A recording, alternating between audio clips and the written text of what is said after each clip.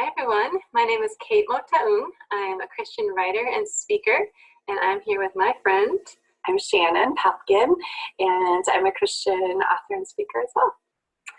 And we're going to talk today about those times as a writer or a speaker or a ministry leader when you're talking about taking this step forward in your ministry. You're talking about maybe expanding or trying something new to broaden your audience, to grow your platform especially, and you're conflicted. Like, you're not quite sure, should I do this or should I not? Because I think sometimes we have great motives when we step forward in those situations, and other times our motives are tainted. They're selfish, right? And as Christians, we want to build our platforms and grow our audiences, and we want to do all of these things in a godly, Christ-centered way. So we want to give you a tool today for kind of teasing out what is God's motive for me in this situation. What does He want me to do, and how can I sift my heart and find, really the path to what God has for me? Yeah, thank you for sharing that.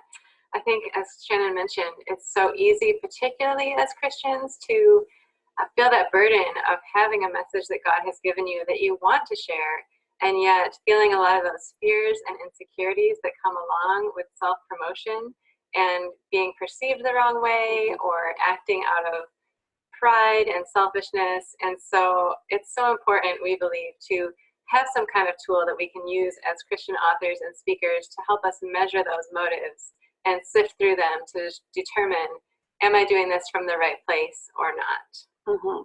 Yeah, often we do have great motives when we set out with some new accomplishment that we're trying to achieve. We have really good motives, but those motives are sometimes tangled up with not so good motives, and it's really hard to even weigh our own hearts and know why we're doing what we're doing. We set out with a desire to give and serve, but then our desires get tainted with I want to receive affirmation, I want to get more status, and so this exercise, we believe, will help you kind of sort out your motives and untangle them so that you'll be more free to do what God intends for you to do. So we're going to have Kate sort of be our guinea pig, and she's going to share a situation, a fictional, right, situation where she's trying to make a decision, sort of a platform growing decision, and we're gonna kind of use this tool so that you can see it in action. So Kate, give us your scenario.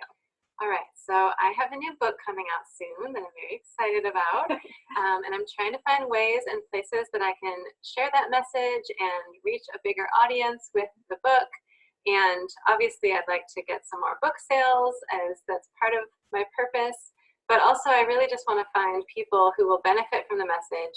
So I happen to have a friend who is part of a committee that runs a Christian writing conference, and I think it would be a great place for me to try to be a speaker or apply to be a speaker at this conference, so that I could find people who might be interested in the message of the book and share more about it with them.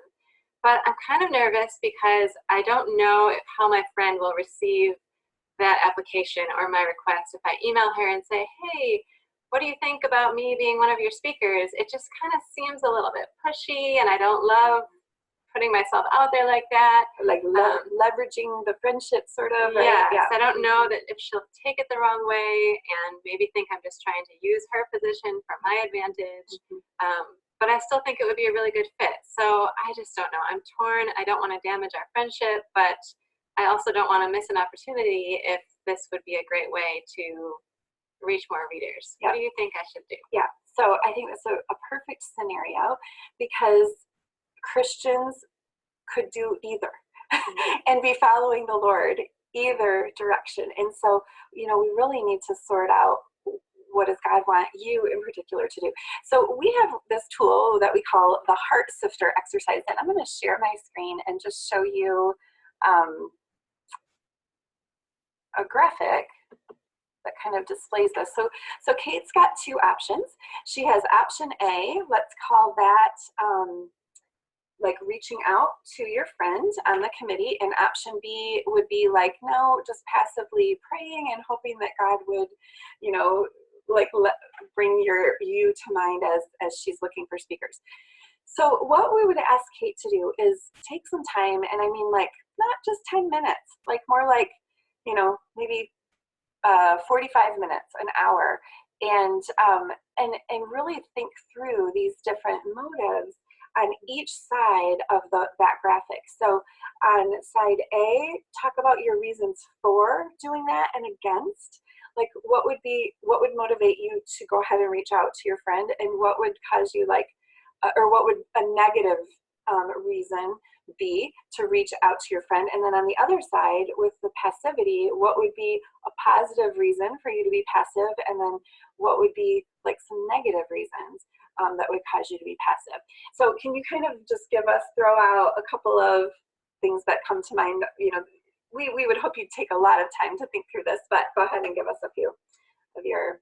Okay, so I think for option A, reaching out to my friend, a positive thing might be, you know, one reason that I would do it would be just to reach a bigger audience. It would give me, you know, assuming my friend said yes, it would give me a way to reach a greater audience. It might be an opportunity for me to sell more of my book. Mm-hmm. It might be a way for me to network for future opportunities as well if I could speak at that conference. Mm-hmm. Some negatives of me reaching out, I think there's always the risk of potentially damaging the friendship. Mm-hmm. It could seem self-promoting. Yeah. I know that's not a word, but you get the idea. Yeah. By reaching out, I would be exposing myself to the possibility of rejection as well, which everybody loves that. And, you know, it might put my friend in a position of seeming like I'm taking advantage of her as well. So I think the negatives would largely be related to our relationship. And if I reached out and she said no, it might confirm some of my fears and make me give up in the future too. If I got rejected this time, I might just give up and say, I'm not going to try again somewhere else. Absolutely. Yep. So then let's look at the other side, the other option of just passively like praying about it, and I mean truly praying about it, but asking God to orchestrate that. What would the positives and the negatives be that would lead you to make that decision? Yeah, so I think if I just waited and didn't reach out to my friend, it would obviously protect the friendship. Mm-hmm. And wouldn't risk damaging that in any way. Mm-hmm. It would also give me an opportunity to really rely more fully on the Lord. Mm-hmm. And wait for Him to open the doors instead of me kind of going and knocking. Mm-hmm. More actively on my part. Yep. If the door did open, you'd be quite assured that it was the Lord doing that, right? Yep. Right. And then some negatives, if I didn't, obviously I'd lose a potential opportunity. Maybe I would be letting my fears get the better of me and miss a chance to share this message that I really think the Lord has given me to share. And I might miss out on meeting other people who maybe I could be a blessing to them later, or vice versa. And so, yeah, I just want to add one more to that top box of the being more passive. Like one reason that I could see being passive is like, then you don't have to deal with that anxiety, right? And just like, I won't do anything. And, you know, and then I don't have to worry about whether, you know, so I don't know if you exactly said it that way, but yeah. So we're hoping you can relate to her struggle in this, and maybe with the struggle that you have. You know, I want to say that little graphic is available at shannonpopkin.com/influence. Influence is the name of our new book. So if you want to download it, or it's a pretty easy worksheet, you can make your own. There are a couple of examples. So let me just share, just in case you're like, I don't really know what this would look like filled in. So here's the blank one, and then we have another scenario. Oh, it's not letting me share. See if I can open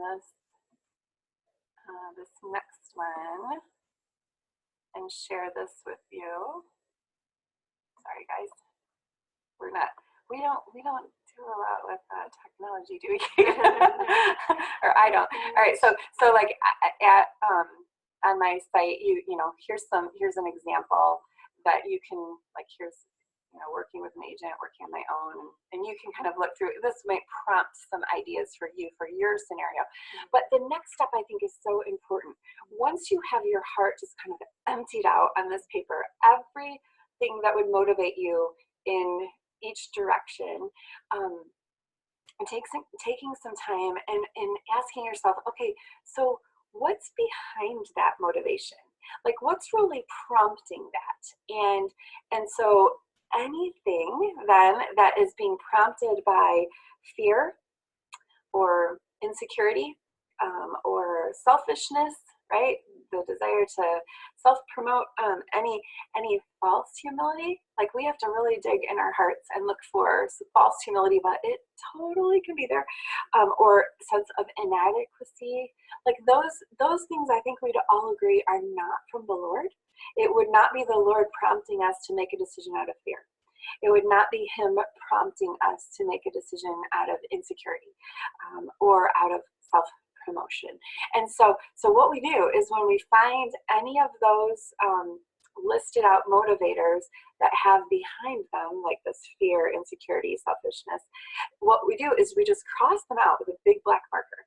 And so they don't exist. They don't get to help make our decision. They don't get to motivate us one way or the other. Those are crossed off, and then we get to see what's left standing. And so there are the good motivators, the things that will really lead us. It frees us. It gets rid of all of the negative things that we need to clear away, clear out of our hearts, like recognize them, but those don't get to talk. They don't get to help us make our decision. And then we get to hear from the Lord on, like, okay, I'm going to move in this direction or this direction, because, and you know what, a lot of times you'll still have a lot of reasons in each of your 4 quadrants. You'll still have things that, you have good motivators on this side and good motivators on this side. But when you get rid of all the negativity, well, then you have like the clarity of your heart before the Lord. And I think you're just more equipped to make a godly, good, Christ-centered decision. What do you think, Kate? Yeah, that's very helpful. Thank you for sharing that, because that's something I can use over and over again in this Christian writing and speaking life, when we are seeking to do the Lord's will, but often tainted by selfish and fear-based motives. Yeah, and I mean, we live in a digital age where we do have so much autonomy over building our platforms. Like, we have everything that we need, like, for really minimal cost and effort to promote both our work and ourselves and grow our platforms. And so I think we have more responsibility on our shoulders as Christians in today's age, to manage that well and to not fall prey to selfish promotion, or like jealousy, or all of those other things that would crowd out what God really wants for us. So we hope that this has been helpful for you. Thanks so much for tuning in, and yay for the Breathe Conference. We're so thankful. Kate and I met at the Breathe Conference and actually presented on a similar topic, and that's how we got to be friends. So we're huge fans, and we love you all, and are thankful for the opportunity to talk today. Thanks for listening. Bye-bye. Bye.